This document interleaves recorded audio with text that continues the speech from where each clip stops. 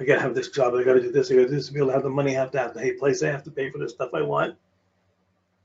But on a personal, intimate level, either, come on to bed, let's go to bed, let's go to bed. No, I don't feel like going to bed right now. Come to bed, come on. It's pushing what one wants. So the Mars-Venus is going to be very pushy on that. It's going to be very seductive when it wants something. But if you get in the way of it, if you stop it, if you don't give it what you don't go along with it, you're going to get the most foul-mouthed, repulsive, angry reactions. So the expression "hell has no fury like a woman scorned," that's a Mars-Venus expression, but it's not just about men and women, really. It's applied like that. A man scorned. You're trying to do something. Say you're being really physical, you've been in sports for 10 years, and you've been 30 years old, and somebody says, "Hey, you're getting gray, eh? Hey, you're getting a little bit older, eh?" Whoa, I'm not being appreciated. I'm not who I think of.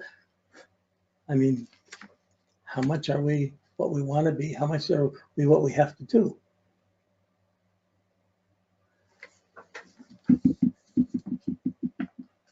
So if we want something that's not good for us, coffee, candy, lovers, relationships can be too much. Maybe just sex. Maybe just I want to have this. I got to have this. I like this. We got to. If you want more than you can do, that's a problem. If you marry someone and they have great wants, but they expect you to get it for them, that's gonna be stressful, because if they don't get it, they're gonna be angry. You're not doing enough.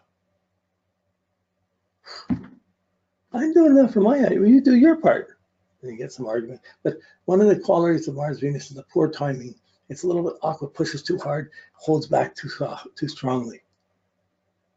Wants too much, doesn't want to do it, and it comes back what creates poor timing. And whenever there's discontent, dissatisfaction, or discontent, there's an instant tendency to be vulgar. F this, stupid that. Right? The swear words come out of Mars-Venus.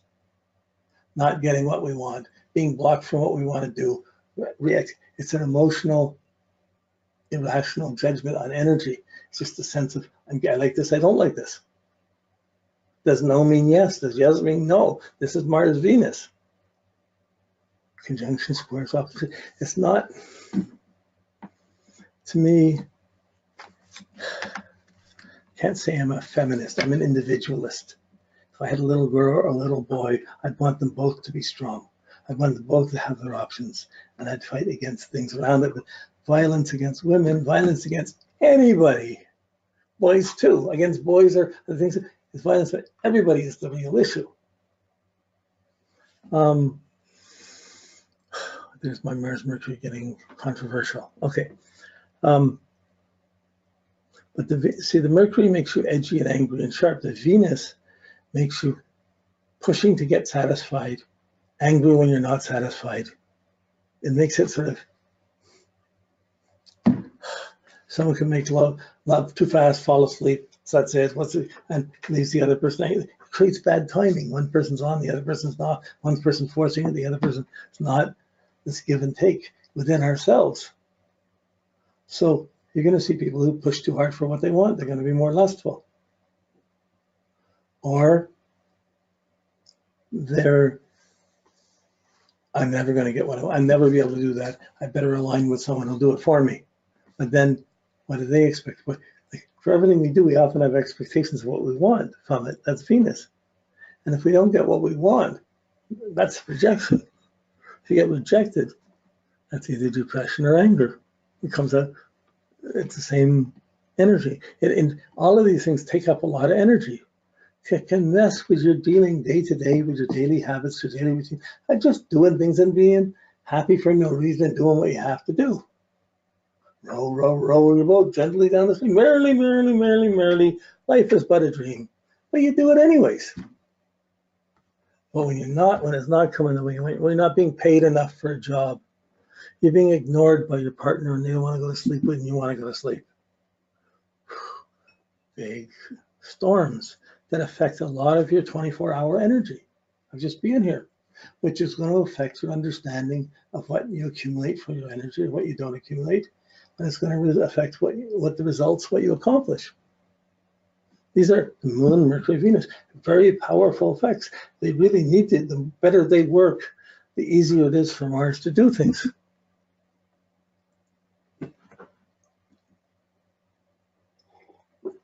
These are the mechanics of health, right? Like how healthy we are, how healthy we stay, what we do, what we don't do, and our temperament around it. Whew. Okay, so when we get Mars to the Sun, they're almost similar energies. The Sun is the arrogant, confident, here I am. And then you have the Mars, the answer, let's do it, let's force it, let's push for it, let's go for this. You have the rowdy Mars and the arrogant Sun.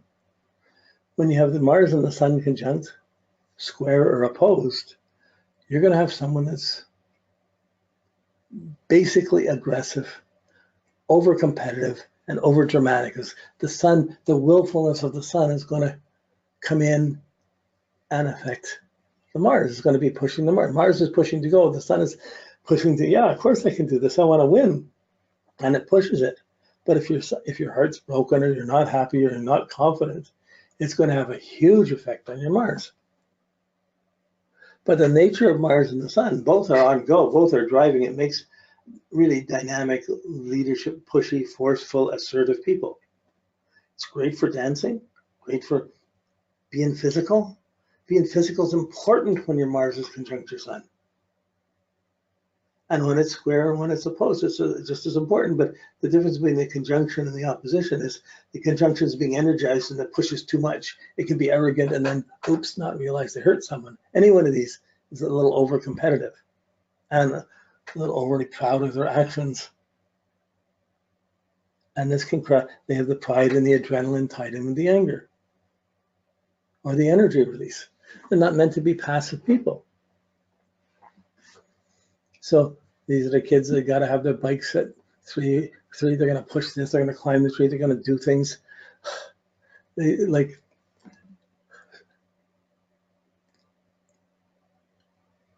Mars makes as your experiences. So if you have Mars and Venus, it can imply having early experiences, early sexual experience, not necessarily the best sexual experiences, early things that aren't necessarily what you want, but could be. With the Sun, you have experiences that you're going to put energy into and it's going to blow and go, and it can either hurt people or not. You can't see it. It's not on hold. It's not a passive quality.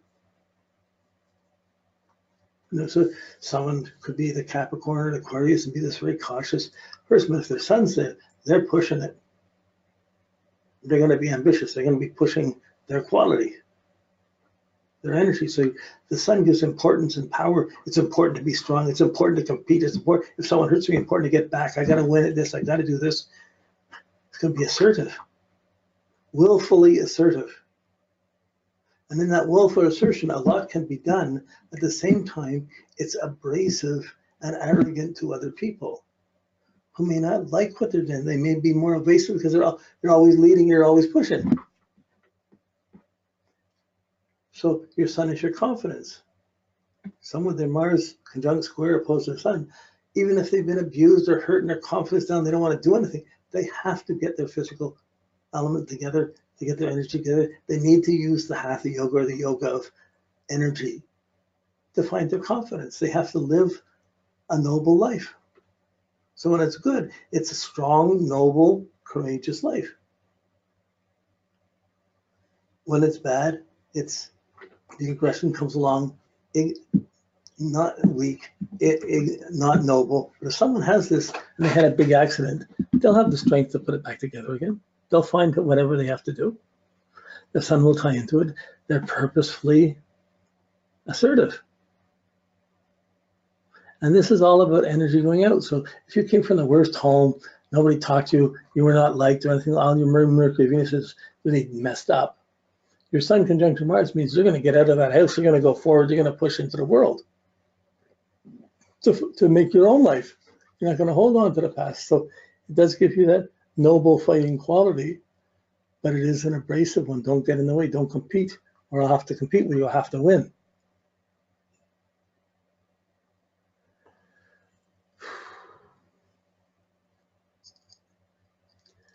All the examples, your self-confidence and your strength and what you'll be prepared. If you have confidence about something, I really can climb mountains. I'd love to go climb Mount Everest.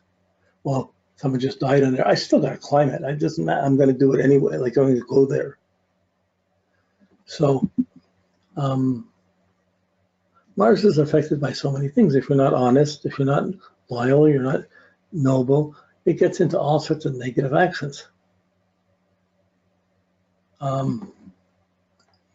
But again, it's abrasive, it's forceful. It's dealing with Mars. It's going to be anger, it's going to be abrasive, it's going to be stressful, it's going to be pushy. And you push too hard, don't push enough, there'll be stress coming from that. If someone doesn't have a Mars, then they can have aggression from Mars being on an angle or Mars being somewhere else, but if it's not to the sun, it's not quite the same willfulness. You almost have to see people that have these things, and you go, oh, there it is. Well, there it is. Once you've seen 3 or 4 people have it, you get tuned into the energy. So you're not defining the relation. You're seeing the puzzle that the person with this Mars and this sun have. You have to make your sun strong to be confident. You got to make it shine bright. You got to make your Mars strong to be alive. So if you do noble things, this is really a leadership quality. But if you're not doing noble things, it's really big trouble. This energy work good, anything competitive. But you can be so competitive that you forget to be peaceful and protective of the people around you. Or you can be too domineering of the people around you. I could say it's your choice, but that's Venus. What are you doing? You're accumulating experience. The soul gains whatever experience you have, whether it's good or bad. The soul still gains it. And it will pulse. We get a burst of energy, then we have to recharge. We put things out, we put things back. So if we don't have habits to deal with that, that's a problem. If we aren't thinking about this, or we haven't figured out, if we're not having our mind coordinated with this, then we're going to have the mental stress as well. And then if we're not choosing the right choices, or if you're not choosing the right people to sleep with, the right people to be around, the right friends, Mars is going to get you in trouble. If you put the sun together, it's going to get you to be the leader of the gang, or the leader of the trouble group, where you have to prove something. Oh, it's hard to measure exactly the inner qualities, Mercury, Moon, Venus, to anything to outwardly, but it has an effect. It's easy to see how the other planets affect the Moon, Mercury, or Venus, how Mars throws its energy, and Mars technically throws its energy to the sun, but they're close to each other. They're both the vital confidence and the power of energy. Those are strong factors. So now you got to find the charts of people who have it to confirm it. You know, when we look at Carl Jung's chart, it's just on the bottom here. He only had sextiles and trines and some minor aspects to his Mars. He didn't have that aggression or strength. He went a different way than Freud, who had that kind of aggression and strength or stress. Okay. Now, once we get to Mars, so Venus is the sun is inside Mars, so it's still an inner. It's the culmination of the inner factors and the confidence, and how your confidence will push things out. But when you have the squares and the oppositions, and it can come with the oppositions, but sometimes the oppositions, the conjunction is really blatantly assertive. But usually it means you're trying to assert, you're trying to push somewhere, someone's trying to push back, and someone else wants to do it. You're running into interference. Doesn't mean you're still not going to do it. You're going to run into the interference, and you have to deal with it. Then when you try to think what interference is, what is it at 2 years old? Or 1 year old? What is it at 7? What's at 12? What's at 15? What's at 18? You want to go out, 15, 16, 17, you want to go out and get experience. What do your parents want? They don't want you to get experience. You'll grow up too fast. So we always have, every 2 years, we have a cycle of experience that we build up and go on, and we mature and grow through that. So then we want to do another cycle. Okay.